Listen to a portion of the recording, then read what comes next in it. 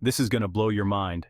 The death of King Edward the Confessor in January 1066 marked the beginning of a tumultuous period in English history. Edward, who had ruled for over 2 decades, was a revered figure, known for his piety and wisdom. However, his passing left a significant void in the English monarchy. His death plunged England into turmoil. Edward, a childless king, left no clear heir to the throne, creating a power vacuum that threatened the stability of the realm. The uncertainty and lack of a designated successor led to widespread anxiety and unrest among the nobility and common folk alike. This power vacuum ignited a fierce struggle for control of England.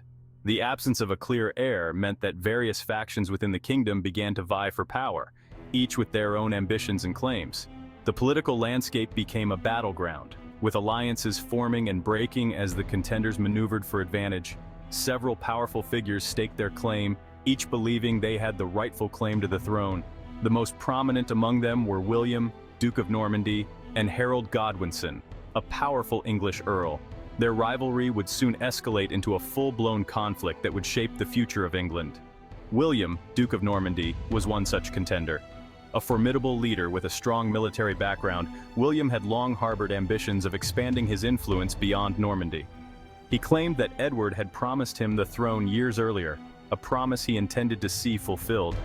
He claimed Edward had promised him the throne years earlier. This promise, according to William, was made during a visit to Normandy where Edward had sought refuge during his youth. William's claim was bolstered by his marriage to Matilda of Flanders, which strengthened his political alliances and provided him with additional resources for his campaign. Another contender was Harold Godwinson, a powerful English earl and Edward's brother-in-law. Harold was a prominent figure in English politics, known for his military prowess and strategic acumen. As the head of the influential Godwin family, Harold wielded considerable power and had the support of many English nobles. Harold, a skilled warrior and politician, held significant influence within England. His leadership during various military campaigns had earned him the respect and loyalty of his troops. Moreover, his close ties to Edward and his position as the Earl of Wessex made him a formidable candidate for the throne. The stage was set for a clash of titans, a battle that would determine the fate of England. Both William and Harold began to gather their forces, preparing for the inevitable confrontation. The tension in the air was palpable as the two leaders strategized and mobilized their armies. The death of Edward the Confessor opened a Pandora's box of ambition and rivalry. The English throne, now up for grabs, became the focal point of intense political maneuvering. Nobles and lords, each with their own agendas, sought to influence the outcome of the succession crisis. The Anglo-Saxon system of choosing a king, based on a mix of lineage, power, and the approval of the Witan, a council of nobles, proved inadequate in the face of such strong contenders. The Witan, traditionally responsible for selecting the king, found itself divided and unable to reach a consensus. William, a ruthless and ambitious ruler, was determined to claim what he believed was rightfully his. His preparations for the invasion of England were meticulous, involving the construction of a fleet and the rallying of support from various Norman and continental allies. Harold, a shrewd and opportunistic leader, saw an opportunity to seize power and establish a new dynasty. He moved quickly to consolidate his position, securing the support of key nobles and fortifying his defenses against the impending Norman invasion. The tension escalated as both men gathered their forces, preparing for the inevitable confrontation. The armies of William and Harold, each composed of seasoned warriors and knights, began to assemble, their banners flying high as they readied themselves for battle. The struggle for the English throne was not merely a contest between two men, it was a clash of cultures and ambitions. The outcome of this conflict would determine the future direction of England, shaping its political, social, and cultural landscape for generations to come. It was a clash of cultures and ambitions.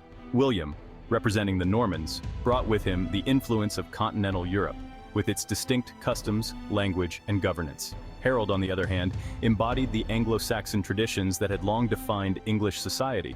William, a Norman, represented the growing power of the Norman Duchy and the influence of continental Europe. His vision for England included the introduction of Norman feudalism, which would fundamentally alter the social and economic structures of the country. Harold, an Anglo-Saxon, embodied the traditions and power structure of England. His leadership was rooted in the existing Anglo-Saxon governance system, which emphasized local autonomy and the role of thanes and earls in maintaining order and justice. The coming battle would determine not only who would rule England, but also the very character and destiny of the nation. The clash between William and Harold was more than a mere struggle for power. It was a defining moment in English history, one that would set the course for the nation's future. William, Duke of Normandy, was a formidable figure. His presence commanded respect and his reputation preceded him wherever he went. Known as William the Bastard, due to his illegitimate birth, he had overcome adversity to become a strong and cunning ruler. Despite the stigma of his birth, he rose through sheer determination and strategic alliances. William was a skilled military leader, known for his tactical acumen and ruthlessness on the battlefield. His ability to outmaneuver his enemies and his relentless pursuit of victory made him a feared opponent. He had transformed Normandy into a powerful duchy, feared and respected throughout Europe. Under his rule, Normandy flourished economically and militarily, becoming a beacon of strength in a turbulent era. William's ambition knew no bounds, and he saw the English throne as his by right. His claim was based on a promise allegedly made by King Edward the Confessor, and he was determined to see it fulfilled. He was determined to claim it, whatever the cost. His resolve was unshakable, and he was willing to risk everything to achieve his goal. Harold Godwinson, Earl of Wessex, was the most powerful man in England. His influence extended far and wide, and he was a central figure in the English court. A skilled warrior and a shrewd politician, Harold had been Edward the Confessor's right-hand man. His loyalty and service to the king had earned him a prominent position in the kingdom. He had proven his military prowess on numerous occasions, defending England from Welsh and Viking raids. His leadership in battle was exemplary, and he was respected by his troops for his bravery and tactical skill. Harold was popular among the English nobility, and his claim to the throne was bolstered by his sister Edith's marriage to Edward. This alliance strengthened his position and garnered him significant support. Confident in his strength and the loyalty of his men, Harold was prepared to defend England against any invader. His resolve was as strong as William's, and he was ready to fight for his kingdom. The two contenders were a study in contrasts. Their backgrounds, motivations, and methods were vastly different, setting the stage for a monumental clash. William, the outsider, brought with him the might of the Norman army, known for its cavalry and disciplined fighting style. The Normans were well-trained and heavily armed, a formidable force on the battlefield. Harold, the defender, commanded the loyalty of the English Fyrd, a force composed of skilled but lightly armed foot soldiers. The Fyrd was a militia of ordinary men, called upon to defend their homeland. Their differences extended beyond military might. William's forces were professional soldiers, while Harold's were primarily farmers and laborers who took up arms when needed. William was a devout Christian, known for his piety and his support of the church. His faith was a driving force in his life, and he sought the church's blessing for his claim to the English throne. Harold, while also a Christian, was more pragmatic in his approach to religion, prioritizing his political ambitions above all else. His focus was on maintaining power and stability in his realm, even if it meant making compromises. As the tension between the two leaders grew, William prepared his fleet for the invasion of England. His meticulous planning and the support of his allies were crucial to his strategy. Meanwhile, Harold remained vigilant, aware of the impending threat. He gathered his forces and fortified his defenses, ready to repel the Norman invaders. The stage was set for a historic confrontation. The Battle of Hastings would determine the fate of England and shape the course of history. The outcome of this epic struggle would resonate through the ages, leaving an indelible mark on the annals of history. The exact nature of William's claim to the English throne is shrouded in controversy. The story is a tangled web of promises, oaths, and political maneuvering that has left historians debating for centuries.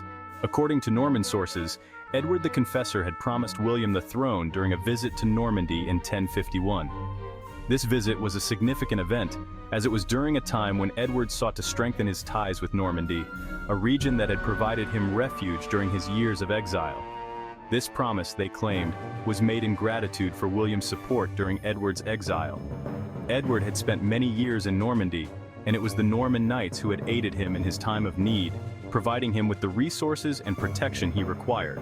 Furthermore, the Normans alleged that Harold Godwinson had sworn an oath to support William's claim during a visit to Normandy in 1064. This oath was said to have been taken on sacred relics, making it a binding and solemn promise in the eyes of the Normans. This oath, they asserted, made Harold's own claim to the throne illegitimate. The Normans argued that by breaking this sacred oath, Harold had not only betrayed William, but had also committed a grave sin, undermining his moral and legal right to the throne. English sources, however, painted a different picture. They contended that the promise made by Edward was not binding, as the English succession was determined by the Witan, the council of nobles and clergy who had the authority to elect the king. They argued that Edward had no right to promise the throne to William, as the decision ultimately rested with the Witan. The Witan's role was crucial in maintaining the balance of power and ensuring that the chosen king had the support of the leading nobles and clergy. Moreover, they claimed that Harold had been tricked into swearing the oath, having been captured by William and forced to comply under duress. The English sources suggested that Harold's oath was not a voluntary act, but rather a coerced promise extracted under threat. The English maintained that Harold's oath was therefore invalid.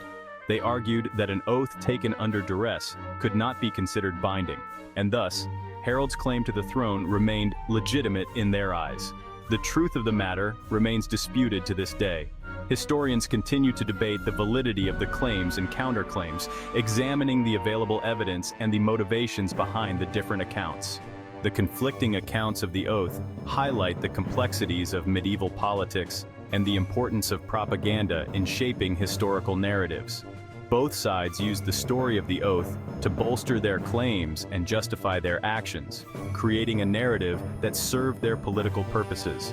William used the alleged oath to legitimize his invasion of England, portraying himself as the rightful heir defending his claim against a usurper. He rallied his troops with the promise of restoring justice and upholding the sacred oath that had been broken by Harold. Harold, on the other hand, denounced the oath as a fabrication, rallying the English people to defend their land against a foreign invader. He emphasized his rightful claim to the throne, as recognized by the Witan, and called upon the English to resist the Norman threat. The oath, whether a genuine promise or a cunning fabrication, became a powerful symbol in the propaganda war that preceded the clash of arms. It was a tool used by both sides to rally support and legitimize their claims, illustrating the intricate interplay of power, politics, and perception in medieval times. The culmination of these conflicting claims in the propaganda war was the Battle of Hastings in 1066. This decisive battle saw William's forces emerge victorious, leading to his coronation as King of England and the beginning of Norman rule. William's victory and subsequent coronation marked a turning point in English history. The Norman conquest brought significant changes to the English social, political, and cultural landscape, the effects of which are still felt today. The story of the oath and the events that followed have been recorded and retold through the ages, each retelling adding layers of interpretation and bias. It serves as a reminder of how history is often shaped by those who write it, and how the truth can be elusive, hidden beneath layers of myth and propaganda. Modern historians continue to explore these events, seeking to uncover the realities behind the legends. Through careful analysis of historical documents, archaeological evidence, and contemporary accounts, they strive to piece together a more accurate picture of this pivotal moment in history. The legacy of the Norman conquest and the story of the oath remain a fascinating chapter in the rich tapestry of English history. It is a tale of ambition, betrayal, and the relentless pursuit of power, echoing through the centuries and reminding us of the complexities of the past.